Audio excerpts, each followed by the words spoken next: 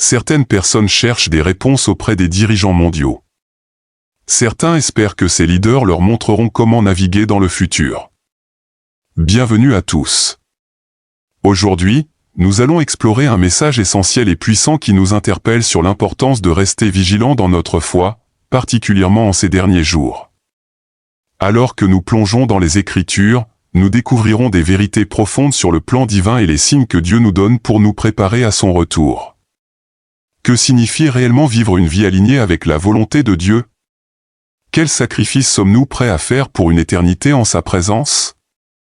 Je vous invite à ouvrir votre cœur et votre esprit tandis que nous examinons des passages bibliques cruciaux, comme Marc 8 verset 36 et Actes 2 verset 17, et que nous réfléchissons sur des questions fondamentales concernant notre foi, notre salut, et notre vigilance spirituelle. Préparez-vous à être inspiré, à être défié et surtout, à être encouragé à chercher davantage la présence et l'Esprit de Dieu dans votre vie. Ne manquez pas cette occasion de fortifier votre foi et de renouveler votre engagement envers le Seigneur. Alors, plongeons ensemble dans cette réflexion spirituelle et voyons comment Dieu veut nous guider et nous transformer, dans la communauté chrétienne. Il y a des croyants qui sont tellement fixés sur les événements politiques qu'ils recherchent un signe validant les prophéties bibliques. Certains chrétiens croient que le Forum économique mondial pourrait même précipiter les événements d'une manière qui pourrait accomplir les prophéties de la fin des temps. Quand on allume les informations, il semble que notre société est en train de perdre le contrôle. Ce qui était autrefois considéré comme mal est maintenant bien, et ce qui était bien est maintenant mal. De plus, on entend parler de tremblements de terre dévastateurs, de guerres et de toutes sortes de maux. Le monde est sous une telle tension qu'on a l'impression qu'il pourrait imploser. Cela peut vous amener à penser que Dieu nous a oubliés, qu'il nous a laissés à nos propres luttes. Cependant, c'est le contraire qui est vrai. Tout cela arrive parce que Dieu se prépare à revenir. Nous vivons dans les derniers jours et Dieu se prépare à revenir pour sauver son peuple et juger ses ennemis, mais avant d'en arriver là, examinons certaines des prophéties bibliques les plus intrigantes de la fin des temps. Dans Apocalypse 6, nous sommes introduits aux 4 cavaliers de l'Apocalypse. Le cavalier sur le cheval blanc est largement considéré comme étant l'Antéchrist. Le cavalier sur le cheval rouge représente la guerre et le sang versé. Le cavalier sur le cheval noir représente la famine. Et le dernier cavalier, sur le cheval pâle, représente la peste et la mort. Mais aujourd'hui, c'est le cheval noir sur lequel je veux me concentrer, et voici pourquoi. Récemment, Bloomberg a publié un article intitulé « Le nouveau cauchemar sécuritaire de l'Europe, l'approvisionnement alimentaire ». Quelques lignes disaient « Attendez-vous à un niveau de chaos qui peut parfois être déroutant, c'est ainsi que les fonctionnaires européens, les experts alimentaires et les représentants de l'industrie ont été accueillis le mois dernier à Bruxelles alors qu'ils participaient à un exercice de simulation de guerre pour un scénario à peine envisageable il y a quelques années, une crise alimentaire généralisée. Les gouvernements ne se demandent plus quand une crise alimentaire surviendra, mais plutôt combien ils pourront en gérer en même temps. Dans un autre article de Bloomberg, il est écrit que voir l'une des régions les mieux nourries du monde tester son système alimentaire souligne un niveau croissant d'inquiétude parmi les gouvernements concernant la sécurisation des approvisionnements pour leur population. En l'espace de 4 ans, de multiples chocs ont bouleversé la manière dont la nourriture est cultivée, distribuée et consommée. Sur ce sujet des pénuries alimentaires mondiales, les avis sont partagés. Certains ne voient pas cela arriver, tandis que d'autres croient que c'est inévitable. Dans Apocalypse 6, le cavalier sur le cheval noir représente la famine.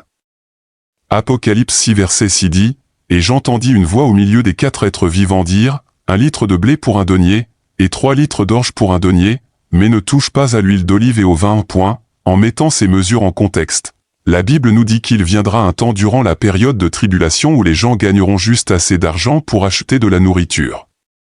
Les pénuries alimentaires joueront directement en faveur de l'Antéchrist, car rappelez-vous, personne ne pourra acheter ni vendre à moins d'avoir la marque de la bête.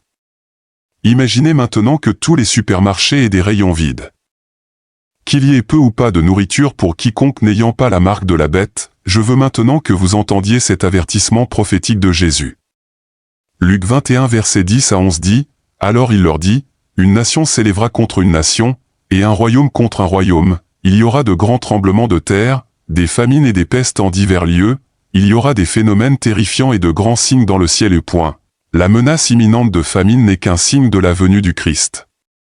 Voici un autre signe. Matthieu 24 versets 9 à 11 dit, « Alors on vous livrera au tourment, et l'on vous fera mourir, et vous serez haïs de toutes les nations. À cause de mon nom. Alors aussi plusieurs succomberont, et ils se trahiront les uns les autres, et se haïront les uns les autres. Plusieurs faux prophètes s'élèveront, et ils séduiront beaucoup de gens. » Notez qu'il y a 3 choses que nous sommes informés qui arriveront à l'Église.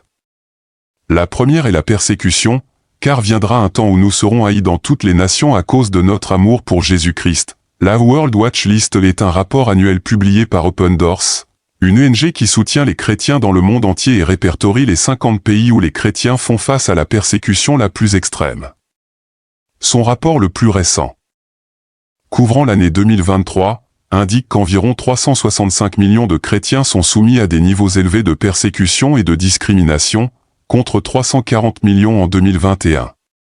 Un chrétien sur 7 est persécuté dans le monde entier, y compris 1 sur 5 en Afrique et 1 sur 7 en Asie, contre 1 sur 8 dans le monde entier en 2021. La persécution envers les chrétiens pourrait-elle augmenter dans les années à venir? Très certainement, et je crois que c'est le cas, car Apocalypse 12 verset 12 dit, « C'est pourquoi réjouissez-vous, cieux, et vous qui habitez dans les cieux. Malheur à la terre et à la mer, car le diable est descendu vers vous, animé d'une grande colère.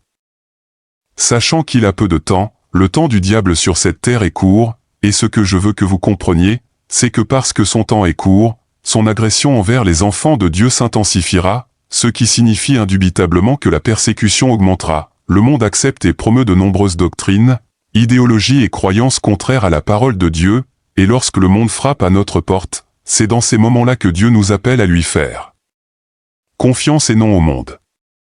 Le problème que chaque croyant a est de savoir ce que dit le monde et ce que dit la parole de Dieu. Quelle voix écouterez-vous? Le monde vous dira qu'il est acceptable de compromettre avec le péché. Que vous n'avez qu'une seule vie à vivre, alors profitez-en.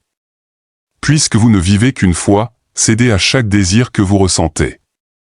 La Bible vous dit qu'il y a un jugement de Dieu après cette vie et que nous devrions donc vivre pour le Seigneur maintenant. Si vous vous levez pour parler de cette vérité, la vérité qui est dans la Bible, la chose la plus probable est que vous serez persécutés. Lorsque le monde nous pousse à croire quelque chose de contraire à la parole de Dieu, nous devons faire ce que le livre de Romains nous commande. Nous devons permettre à la parole de Dieu de transformer nos esprits. Nous devons aller vers le Seigneur et prier contre la fausse croyance que le monde essaie de nous inculquer. Et après avoir prié, nous devrions remplacer la parole du monde par la parole de Dieu. En faisant cela, il change et fortifie nos cœurs afin que nous ne cédions pas aux voies du monde. Choisir de ne pas faire confiance au monde peut nous faire manquer des expériences auxquelles notre chair veut céder. Cela peut nous empêcher de pécher de la manière dont nos désirs nous poussent à le faire. Cela peut même nous coûter de l'argent. Cependant, cela nous fera grandir dans notre relation avec Dieu, ce qui importe vraiment. Regardez ce que dit la version amplifiée de 2 Corinthiens 4 versets 3 à 4, « Mais même si notre évangile est, en quelque sorte, caché derrière un voile, il est caché seulement pour ceux qui périssent. Parmi eux, le Dieu de ce monde, Satan, a aveuglé l'esprit des incrédules pour les empêcher de voir la lumière illuminante de l'évangile de la gloire de Christ, qui est l'image de Dieu. » Réfléchissez à cela un instant, le Dieu de cet âge, le Dieu de ce monde, Satan, a empêché les incroyants de voir la lumière de l'évangile. Au cas où vous ne le sauriez pas, le diable est très influent sur cette terre, que vous le voyez ou non, que vous le croyez ou non. Le diable peut et a de l'influence sur les idéaux, les opinions et les normes de ce monde. C'est pourquoi la Bible dit que le Dieu de ce monde, le diable, a ses tentacules dans les philosophies du monde, elles se trouvent dans tant d'institutions. Il se passe beaucoup de choses dans ce monde, il y a beaucoup de mal, et la vérité est que ce monde a besoin de croyants remplis de Christ. Il a besoin de croyants remplis de l'Esprit qui peuvent être le sel de la terre et la lumière du monde. Soyez tellement remplis de la parole que la lumière de Jésus-Christ brillera à travers vous dans ce monde.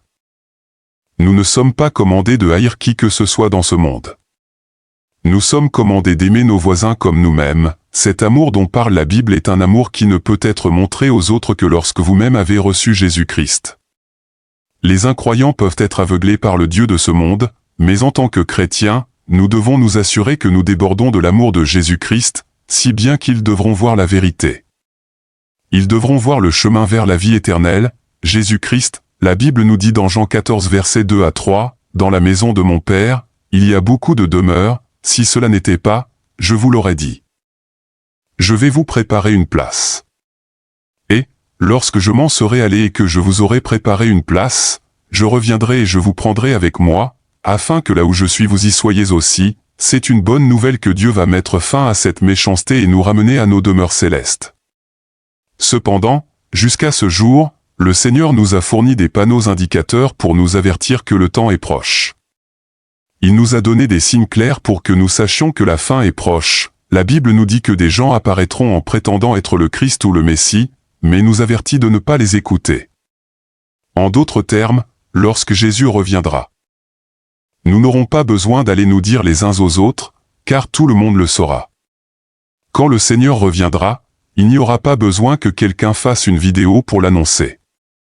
Nous le verrons tous dans les nuages dans toute sa gloire et sa majesté. Luc 21 verset 9 dit, « Mais quand vous entendrez parler de guerre et de désordre, ne soyez pas effrayés, car il faut que ces choses arrivent premièrement, mais la fin ne sera pas immédiatement après. Les sages parmi nous seront vigilants, ils verront les signes des temps parce qu'ils étudient la parole de Dieu, mais les insensés s'endormiront, ils manqueront les signes par manque de connaissance. » Priez pour la sagesse, saints de Dieu.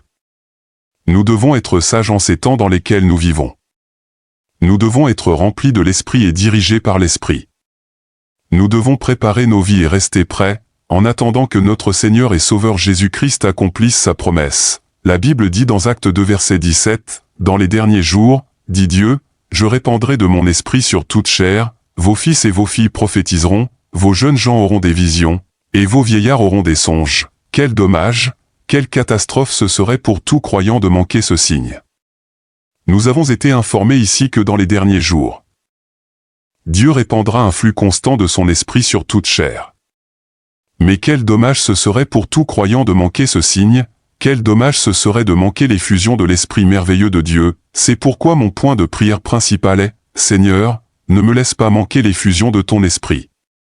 Ne me laisse pas manquer ce signe merveilleux. Nous savons tous que nous recevons de nombreux signes différents sur ce qui se passera dans les derniers jours, comment les gens agiront, comment les gens seront infidèles, comment il y aura une nation contre une autre, mais ce ne sont pas les signes sur lesquels je veux me concentrer. Je ne veux pas manquer le signe de Dieu répandant son esprit dans les derniers jours. Je veux plutôt être un récipiendaire, je veux être un participant, je veux que le Saint-Esprit inonde ma vie. Alors, sur quoi vous concentrez-vous dans les derniers jours? Car si vous ne priez pas et ne veillez pas, ce jour du Seigneur vous surprendra comme un voleur dans la nuit. Puis-je vous suggérer que, tandis que beaucoup d'entre nous sont préoccupés par la guérison physique, un grand nombre de personnes aspirent à la guérison de leur cœur. Il y a des personnes qui ont vécu de grandes tragédies dans leur vie et qui portent encore aujourd'hui la douleur et la souffrance. Il y a des gens qui ont besoin de guérison dans leur esprit, leur passé peut être rempli de choses indescriptibles. Et seul le pouvoir de guérison de Dieu peut atteindre l'esprit d'une personne et la réparer. Ce que j'essaie de vous dire, c'est que vous ne devez pas vous concentrer uniquement sur le physique. Bien sûr, Dieu peut guérir, il peut vous guérir miraculeusement et instantanément, il peut vous guérir par l'intermédiaire de médecins. Mais si vous vous demandez où est ma guérison, quand sera-t-il mon tour? Eh bien, se pourrait-il que Dieu ait permis cela dans votre vie pour qu'il puisse vous enseigner, peut-être vous façonner ou même vous affiner?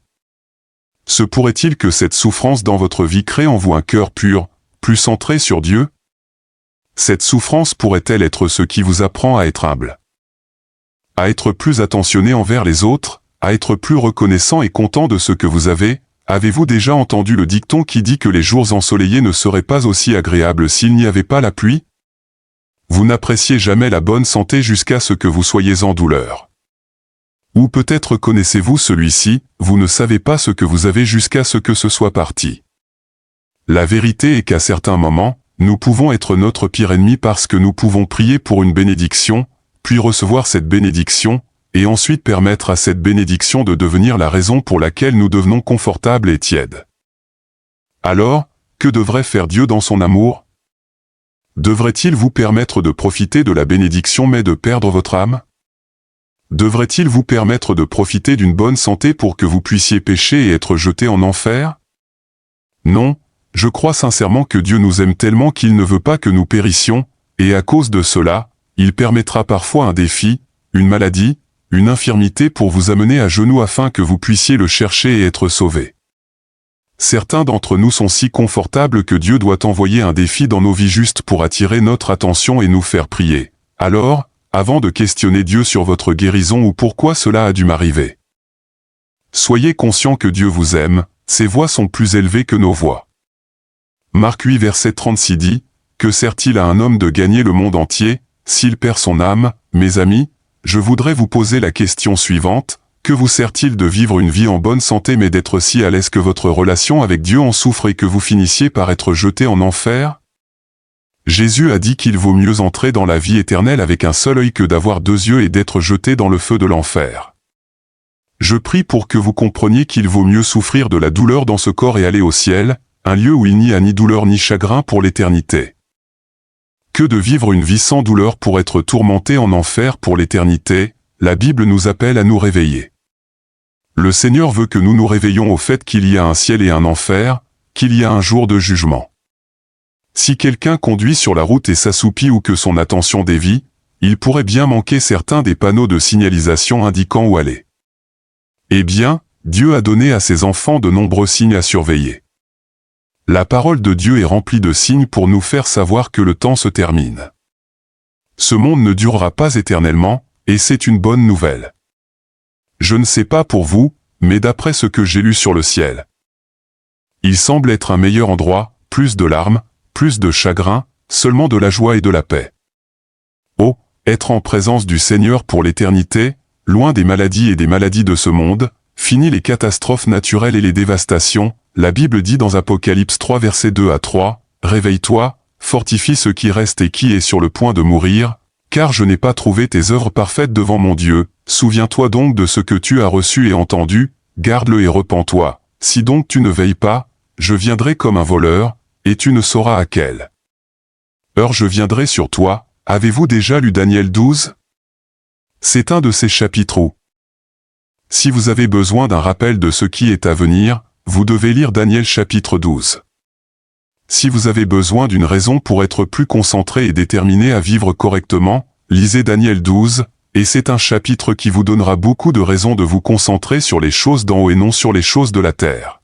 La traduction amplifiée peint une image plus vivante de cette révélation dans Daniel 12 car la Bible dit du verset 1 au verset 3, « En ce temps-là se lèvera Michael, le grand prince, le défenseur des enfants de ton peuple.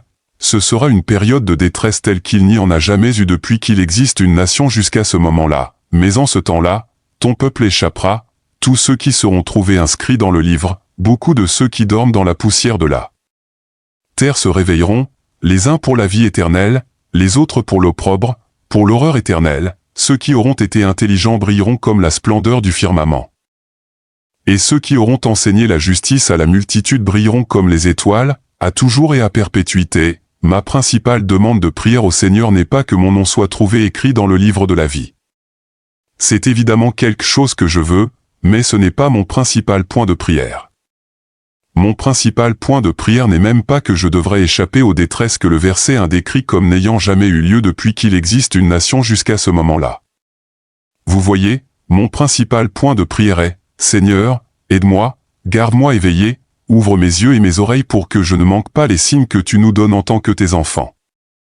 Et voici pourquoi c'est mon principal point de prière. Vous voyez, la Bible dit dans Actes 2 verset 17, « Dans les derniers jours, dit Dieu, je répandrai de mon esprit sur toute chair, vos fils et vos filles prophétiseront, vos jeunes gens auront des visions et vos vieillards auront des songes. » Quel dommage, quelle catastrophe ce serait pour tout croyant de manquer ce signe. On nous a dit ici que dans les derniers jours, Dieu déversera, il libérera un flux continu de son esprit sur toute chair, mais quel dommage ce serait pour tout croyant de manquer ce signe. Quel dommage ce serait de manquer l'effusion de l'Esprit merveilleux de Dieu. C'est pourquoi mon principal point de prière est, Seigneur, ne me laisse pas manquer le déversement de ton Esprit, ne me laisse pas manquer ce signe merveilleux. Nous savons tous que nous avons reçu de nombreux signes sur ce qui se passera dans les derniers jours, comment les gens agiront, comment ils seront infidèles, comment il y aura des nations se levant contre des nations. Mais ce ne sont pas les signes sur lesquels je veux me concentrer. Je ne veux pas manquer le signe de Dieu déversant son esprit dans les derniers jours. Je veux plutôt être un récipiendaire, je veux être un participant. Je veux que le Saint-Esprit inonde ma vie. Alors, sur quoi êtes-vous concentré dans les derniers jours? Parce que si vous ne priez pas et ne veillez pas, alors ce jour du Seigneur vous surprendra comme un voleur dans la nuit. Merci de nous avoir rejoints dans cette réflexion profonde et enrichissante sur notre foi et notre vigilance spirituelle. Nous avons exploré des passages essentiels des Écritures, compris l'importance de rester éveillé et attentif aux signes des temps, et réalisé l'impact du Saint-Esprit dans nos vies. Rappelez-vous, mes amis, que notre véritable trésor n'est pas dans les conforts éphémères de ce monde, mais dans notre relation éternelle avec Dieu. Comme le dit Marc 8 verset 36, « Que sert-il à un homme de gagner le monde entier, s'il perd son âme ?» Nous devons être prêts à sacrifier le confort immédiat pour une vie éternelle en présence de notre Seigneur. En ces derniers jours, prions pour ne pas manquer l'effusion de l'Esprit de Dieu, pour être remplis de sa présence et pour vivre une vie qui reflète sa lumière et son amour. Gardons nos cœurs et nos esprits ouverts, veillons et prions, afin que nous ne soyons pas surpris comme un voleur dans la nuit, mais plutôt, trouvés fidèles et prêts à accueillir notre Sauveur. Que cette vidéo vous inspire à approfondir votre foi, à renforcer votre engagement et à rester fermement ancré dans la parole de Dieu. Que le Seigneur vous bénisse et vous garde. À très bientôt, pour d'autres moments de partage et de croissance spirituelle. Amen.